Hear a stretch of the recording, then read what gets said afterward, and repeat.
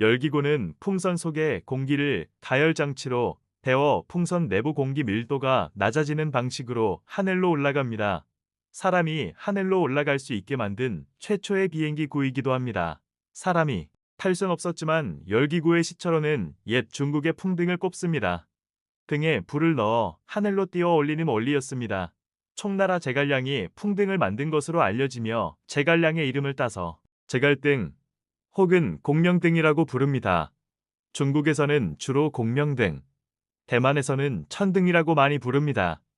풍등은 옛날 중국에서 군사적 목적으로도 쓰였고 점차 의식이나 놀이용으로 발전해 왔습니다.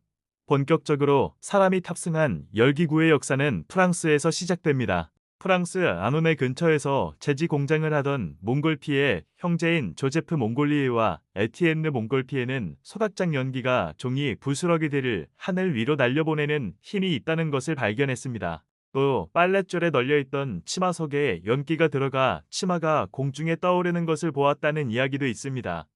몽골피의 형제는 1782년 11월부터 열기구 실험을 했습니다. 1782년 12월 14일 천과 종이로 만든 속이 빈 거대한 기구 밑에서 불을 피워 뜨거운 공기를 넣고 기구를 날려보냈습니다. 이때 열기구는 2km까지 날아갔습니다. 형제는 이듬해 6월 사람들이 모인 가운데 공개 실험을 해서 성공했습니다. 마침내 9월에는 루이 16세의 참관 아래 베르사유 궁전에서 열기구를 띄우게 되었습니다. 기구 제작에 참여한 벽지 제조업자 이름을 따서 레베이용이라고 이름 붙인 이 열기구에는 양과 오리, 수탉이 탑승했습니다. 레베이용은 3km를 날아간 후 근처 숲에 착륙했습니다. 동물을 태운 열기구가 성공했으니 이제 사람을 태워야 할 차례였습니다. 첫 유인 열기구는 디자인에도 상당한 공을 들였습니다. 지름 15m의 푸른 열기구 상단에는 12개의 별자리 황도 십리궁 조디악, 가운데에는 프랑스 왕실 문장과 루이 16세 초상, 그리고 아래쪽에는 황금사자와 독수리 무늬를 넣었습니다. 루이 16세는 사형수를 태우자고 제안했습니다. 하지만 프랑스 과학자 프랑스와 필라트르 드로지에가 인류 최초의 유인 비행 영광을 사형수에게 돌릴 순 없다며 자원했습니다. 로지에는 왕실 경비병 프랑스와 로랑 다를랑드와 함께 열기구를 탔습니다.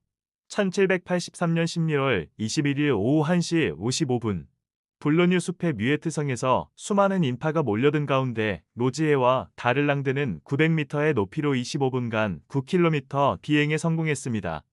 몽골피의 형제 유인, 열기구 성공 이후 열기구는 급속도로 발전했습니다. 불과 10일 후 자크 알렉산더 세자르 샤를과 로베르 형제는 수소를 이용한 유인 열기구를 띄워 올려 550m 높이로 올랐습니다. 수소 열기구는 더욱 발전해서 3000여 미터의 고도로 급상승해 3km 거리를 비행하기에 이르렀습니다. 높은 기압에 귀의 통증을 느낀 것도 이때입니다.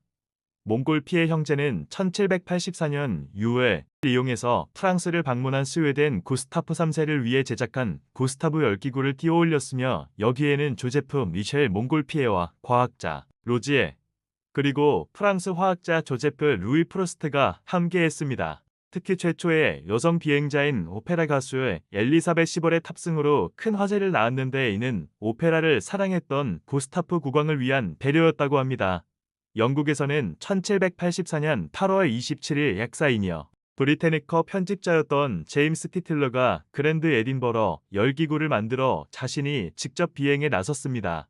미국에서는 프랑스 발명가 장 피에르 블랑카르데가 1793년 1월 9일 초대 대통령 조지 워싱턴이 지켜보는 가운데 열기구 비행 시연을 펼쳤습니다.